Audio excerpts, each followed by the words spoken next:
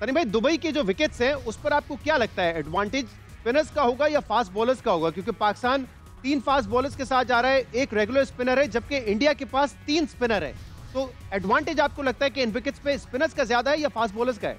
ये देखिए, जैसे कि फास्ट बॉलर के खिलाफ जो आउट स्विंग अच्छी डालते हैं, ऑफ स्टंप के करीब डालकर और या ऑफ स्टंप के थोड़ी बाहर डालकर उनको तकलीफें दे रहे थे ऑस्ट्रेलिया में, वही अभी वो जो हो रहा है वो लेग स्पिनर के खिलाफ भी हो रहा है कि जहां पे बल्ले का जो चेहरा है वो थोड़ा सा ओपन हो जाता है, थोड़ा सा खोल देते और उसी में वो ट्रबल में आ जाते हैं, तकलीफ में आ जाते हैं। हाँ, और ऋषभ के खिलाफ जो आउट हुए थे वो कट मारने के अटेम्प्ट में आउट हुए थे, पर कट मारने के वक्त भी उनके बल्ले का चेहरा थोड़ा सा खुल गया।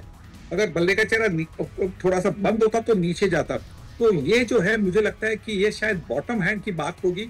बॉटम हैंड थोड़ी सी वो की हाथ में थोड़ा सा मतलब ग्रिप थोड़ा सा चेंज होता होगा शॉट खेलते वक्त, और उसी की वजह से जो बल्ले का चेहरा है वो थोड़ा सा ओपन हो रहा है और उसी में वो आउट हो रहे हैं। अगर मैं कप्तान होता तो मैं ये जरूर सोचता, मैं चेंज करूंगा कि नहीं पता नहीं मुझे, पर मैं जरूर सोचता कि हाँ, बांग्लादेश की मैच में दोनों टीम के जो फास्ट बॉलर्स थे उन्होंने ज्यादा विकेट ले लिया, जरूर ले लिए, पर जो जिस तरह से गेंदबाजी हुई, जिस तरह से बल्लेबाजों पर काबू रखा गया है वो स्पिनर्स ने किया है। तो मैं शायद वरुण चक्रवर्ती को टीम में शामिल करूं और हार्दिक पांड्या और मोहम्मद शामी के हाथों में नया गेंद दे दूं। ये मैं शायद चेंज करने की सोचूंगा। अगर आगे जाकर देखिए, पिच भी तो देखना है। पिच शायद ये जो पिच बांग्लादेश के खिलाफ था वो थोड़ा सा सूखा था, इसी की वजह से थोड़ा धीमा था। क्या पता कि पाकिस्तान के खिलाफ थोड़ा और कड़क हो जाए, जिससे फास्ट बॉलर को भी थोड़ी सी मदद मिल सकती है। पर एक ही चेंज अगर होना है तो वही एक ही चेंज मैं देखूंगा, नहीं तो बाकी की भारतीय टीम बड़ी संतुलित लग रही है। हरभजन सिंह से भी ये सवाल करना चाहूंगा, जैसे अभी राशिद लतीफ साहब ने भी कहा कि हमारे पास 4 बॉलर हैं जिसमें एक स्पिनर है, लेकिन 2 हमारे पास पार्ट टाइम बॉलर, या आप कह सकते हैं कि ऑलराउंडर स्पिनिंग ऑप्शन भी मौजूद है। जबकि इंडिया का कॉम्बिनेशन ज्यादा सेटल्ड मुझे इसलिए लगता है क्योंकि वहां पे हार्दिक पांड्या छठे बॉलर हैं उनके, तो उनके पास ये ऑप्शन है कि 5 पिट गए तो छठा भी उनके पास है।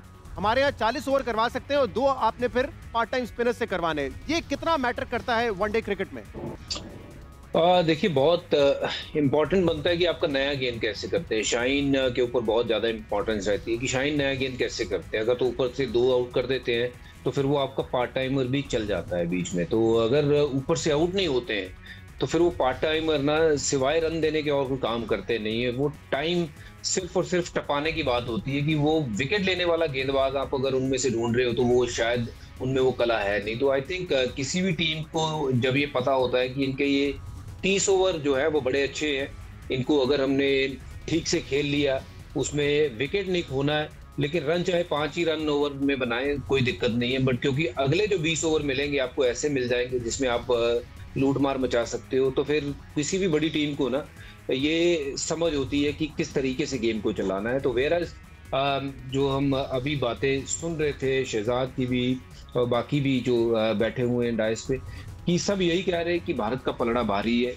भारत की टीम सक्षम है। वो इसीलिए क्योंकि हम देखते हैं कि जो ऑलराउंडर्स हैं या फिर गेंदबाजी है पूरी प्रॉपर लग रही है कि जो 6वें गेंदबाज, आपने ही बात करी कि 6वें गेंदबाज हार्दिक पांड्या है, जो अपने आप में ठीक ठाक गेंदबाजी करते हैं। मैं मानता हूं कि वो 10 ओवर शायद नहीं कर पाएंगे, लेकिन एक 5 ओवर 6 ओवर आपको वो ऐसे करके देंगे एक प्रॉपर फास्ट बॉलर की तरह। तो वेराज इसीलिए हम कह रहे हैं कि जो पाकिस्तान है जो इस मुकाबले में थोड़ी सी इसीलिए हल्की लग रही है कि ओवरऑल अभी हाल फिलहाल में जो कॉन्फिडेंस है वो लो है। ये भी मैं मानता हूं कि they have got less things to lose. If they win it will be a big booster for them, but if they don't win तो कोई बहुत ज्यादा कोई सवाल पूछे नहीं जाएंगे, क्योंकि हाल फिलहाल में परफॉर्मेंसेस जो है वो उतनी बढ़िया रही नहीं है।